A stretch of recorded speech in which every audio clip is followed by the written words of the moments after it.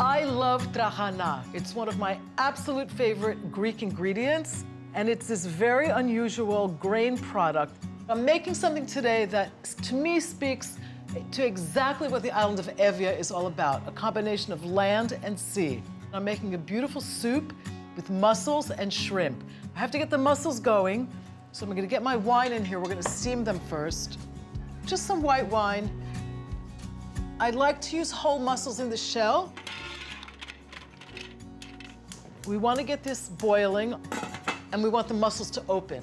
This is going to take about 5 minutes or so. I think the mussels are perfect. There's a lot of great juice at the bottom of this pan. I just want to get the juice strained. Mussels can have a little bit of sand or grit. We want to use this in the Trahana soup. We want it to be clean. I just want to clean most of these mussels, get the meat out of the shell. I will keep a few in the shells because it looks really pretty when you serve it. Most of the mussels in Greece come from the north. Mussels are one of the oldest, if not the oldest, farmed seafood. And these I'm going to save for garnish. It's going to look really pretty once the soup is served. Time to start on this Trahana. It was actually a way to preserve milk before refrigeration. And what I like to do is coat it in a little bit of olive oil. I'm using what we call in Greek xinos trahanas, which is sour trahana. It means that it was made with either buttermilk or yogurt, so you get that sour dairy flavor. I want to get the mussel juice in here.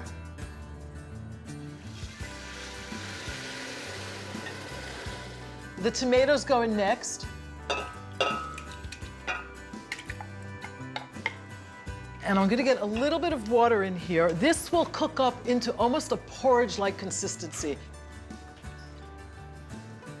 And I'm gonna get started on my shrimp next. Get a little bit of this great extra virgin Greek olive oil in here. I don't want the oil to be too hot because I'm gonna add the garlic first and I don't want it to burn. I just want to soften the garlic. This is exactly what we want on the garlic. As soon as it starts to sizzle up, the shrimp go in. Looking good. I'm not gonna cook these completely because they're gonna cook in the soup as well. I think these are ready for the addition of the mussels, just for those flavors to meld. Let me get my steamed mussels in the shell in here too. This is going in next.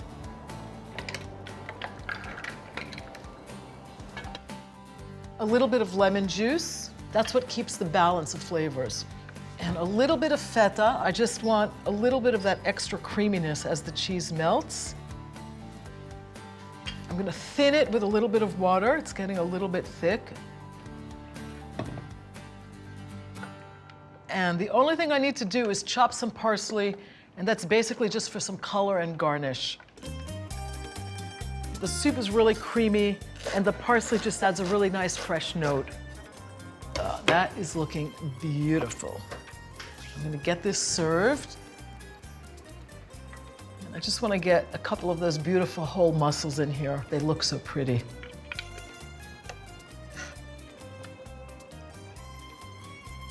I have to serve this with a little bit of Greek feta. I'm ready to taste this.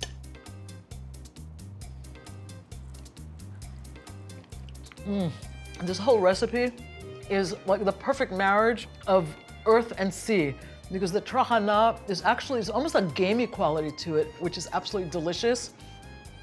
But the seafood is really coming out. It's really pronounced. The lemon perks everything up. It cuts through the richness of the Trahana. And I can keep eating. If the camera's rolling, it's delicious.